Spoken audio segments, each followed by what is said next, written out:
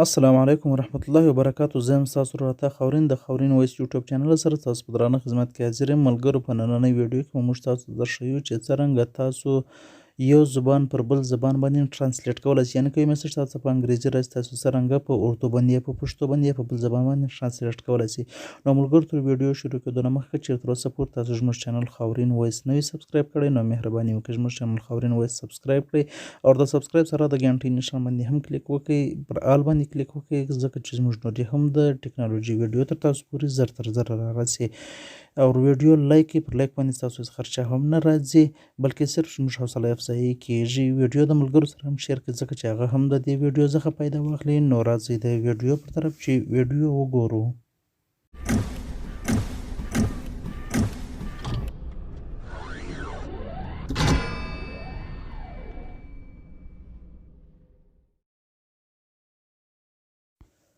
نو ملګرو، تر ټولو له مخه به تاسو په خپل موبایل کې پلی سټور خلاص کړئ. پلی سټور سرچ بار کې به ولیکئ، دا دې اوس زه سرچ کوم ګوګل ټرانسلیټ به تاسو ولیکئ. دا دې اوس ما ولیکئ ګوګل سرچ بار کې ګوګل ټرانسلیټ. دا ملګرو ما انسټال کړی دی، تاسو به دا په خپل موبایل کې انسټال کړئ. دا زه اوس اوپن کوم، خلاصوم. تاسو به ووینئ چې څرنګه موږ په دې کې ټرانسلیټ کولی شو یو زبان په بل زبان باندې. دا دې اوس ما اوپن کړی ملګرو. دلته تاسو وینئ په دې کې مختلف قسم زبانونه راځي. دا اوس انګلیش او اردو دی. تاسو وینئ اوس به زه تاسو ته د اردو ما کلیک کړی، لاندې ګورئ دا ګرد زبانونه چې دي، پښتو د انګلیش د اردو د فارسي عربي، دا ټول زبانونه چې کوم دي هغه په دې کې شته. تاسو چې په کوم زبان باندې ټرانسلیټ غواړئ نو میسج به له هغه ځایه کاپي کړئ، په دې ځای کې به پیسټ کړئ. دلته به تاسو هغه زبان باندې چې کوم دی د خپل میسج چې دی هغه به ټرانسلیټ کړئ او ښه په اسانۍ باندې بس تاسو په دماغ کې هغه میسج راځي. اوس زه دلته په اردو باندې یو څه لیکم او بیا به موږ ټرانسلیټ کړو په انګلیش باندې. تاسو وینئ چې څنګه ټرانسلیټ کوي.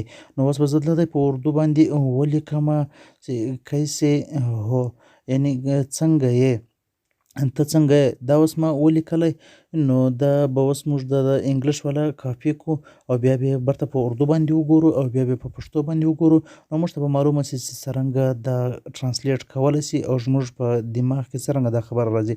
اوس زه ما دغه ځای کاپي کړی، دلته به زه پیسټ کړم. چې کله ما دلته پیسټ کړی نو دی به راوړی هغه په اردو کې.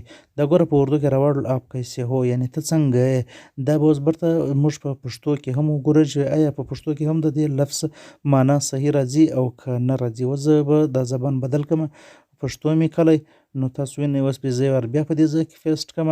دلته به په پښتو کې موږ ته راوړی چې څنګه یې، ته څنګه یې. نو دا رنګه تاسو د هر زبان ټرانسلیټ دی هغه کولی شئ.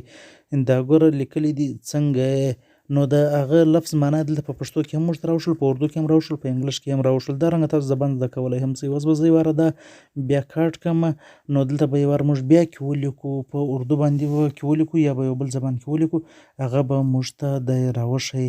نو ملګرو یو واره بیا زه په اردو کې لیکم، په اردو کې به ولیکو کها هو، یعنې چیرې یې.